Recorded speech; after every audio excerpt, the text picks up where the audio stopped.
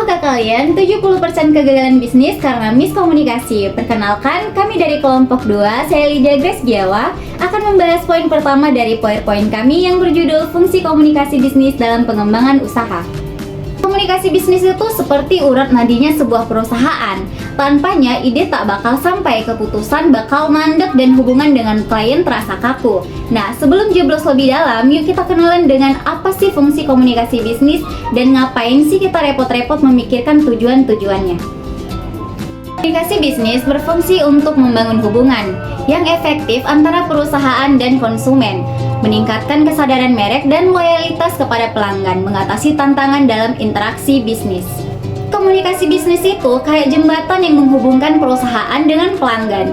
Dengan komunikasi yang baik, perusahaan bisa bikin orang lebih kenal sama merek mereka dan bikin pelanggan kita menjadi setia. Selain itu, komunikasi yang efektif juga membantu perusahaan menghadapi berbagai tantangan yang muncul saat berinteraksi dengan orang lain. Jadi intinya, komunikasi bisnis itu penting banget menjaga hubungan yang baik dan sukses. Tujuan komunikasi bisnis yang pertama, menyampaikan informasi dengan jelas, lalu membangun hubungan profesional dan mendukung pengambilan keputusan serta mencapai efektivitas dan efisiensi kerja. Selanjutnya, saya akan menjelaskan teknik komunikasi barista tunarungu di Sunyi Cafe. Berdasarkan jurnal dari Janah dan Gumelar tahun 2021, pertama, barista menggunakan bahasa isyarat, gerak tubuh, gerak bibir, dan media visual seperti tablet dan juga papan isyarat untuk berkomunikasi dengan konsumen. Kedua, hambatan komunikasi yang terjadi bersifat semantik, terutama kalau konsumen tidak memahami bahasa isyarat. Dan ketiga, peneliti menemukan bahwa konsumen merespon positif interaksi ini.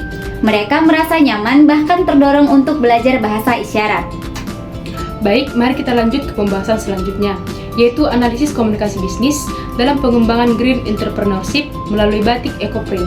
Pada bagian ini, kita bahas bagaimana komunikasi bisnis bisa jadi salah satu kunci penting dalam mengembangkan wirausaha hijau atau green entrepreneurship.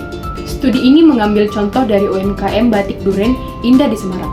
Di sana, pelaku usaha rutin ngadain edukasi dan pelatihan untuk para pengrajin, supaya mereka paham dan terbiasa pakai teknik batik ekoprint yang lebih ramah lingkungan. Komunikasi nggak cuma satu arah, mereka juga kerja bareng akademisi, jadi ada pertukaran ilmu dan pengalaman. Tapi tentu aja ada tantangannya juga, kayak bahan baku alami yang kadang susah didapat dan kekhawatiran pengrajin kalau hasil batiknya kurang estetik. Tapi justru lihat komunikasi yang konsisten, akhirnya pengrajin mulai terbuka dan semangat buat coba metode baru. Ini bukti nyata kalau komunikasi bisnis itu penting banget, apalagi buat dorong perubahan ke arah yang lebih tinjau. Baiklah, selanjutnya di sini saya akan membahas mengenai analisis jurnal komunikasi lintas budaya pada multinasional. Jurnal ini diterbitkan pada 1 Januari 2025 pada Sinta 4. Jurnal ini membahas tentang perusahaan di Indonesia belajar bahasa Inggris untuk bisnis global. Bayangkan, perusahaan besar di Indonesia ingin melebarkan sayapnya ke pasar internasional. Mereka ingin berbisnis dengan perusahaan asing dan menjual produk mereka ke seluruh dunia. Tapi, ada satu hal yang penting yang mereka harus perhatikan, yaitu tentu komunikasi. Tantangan komunikasi itu. Sayangnya, banyak karyawan di perusahaan Indonesia belum lancar dalam berbahasa Inggris. Padahal, bahasa Inggris adalah bahasa utama dalam bisnis global. Tanpa kemampuan berbahasa Inggris yang baik, mereka akan kesulitan dalam berkomunikasi dengan mitra bisnis asing, memahami kontrak, dan juga menegosiasikan kesepakatan. Nah, untuk mengatasi masalah ini, perusahaan kawasan industri Nusantara, K-Seman-K, punya solusi cerdas. Program pelatihan bahasa Inggris bukan belajar ngomong, tapi juga ngerti cara berkomunikasi yang baik dan efektif di budaya lain. Mereka belajar ngobrol, dengar lagu, nonton film berbahasa Inggris. Program ini ditujukan untuk semua karyawan, mulai dari bos sampai karyawan biasa, dan diadakan 2 kali dalam seminggu. Pentingnya komunikasi lintas budaya. Suksesnya perusahaan di pasar global sangat bergantung pada kemampuan berkomunikasi dengan budaya yang berbeda. Bahasa Inggris menjadi jembatan penghubung, membantu mereka memahami budaya dan nilai-nilai yang berbeda. Strategi komunikasi yang efektif. PT Kawasan Industri Nusantara K-Seman K menerapkan strategi yang sangat tepat sasaran. Mereka juga fokus pada peningkatan kemampuan berbahasa Inggris karena bahasa merupakan alat komunikasi utama dalam bisnis internasional.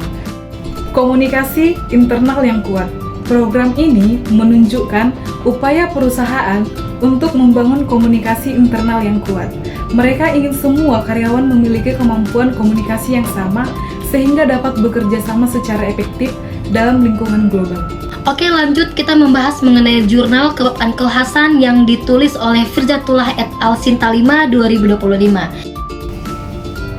Nah, di jurnal yang ditulis oleh Firzatul dan teman-temannya pada tahun 2025, mereka membahas soal bagaimana Kebab Uncle Hasan ini mempertahankan minat beli konsumen melalui strategi komunikasi bisnis. Strategi yang mereka pakai itu mengikuti tahapan personal selling dari Kotler dan Keller.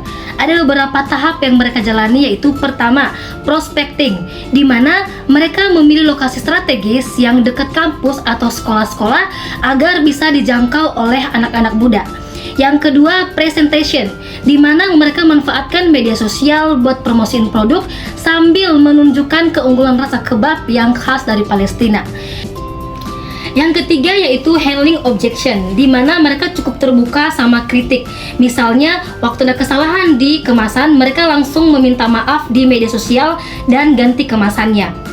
Kalau kita lihat dari keempat jurnal yang sudah kami bahas, semuanya menunjukkan kalau komunikasi bisnis itu punya peran penting banget buat ngembangin usaha.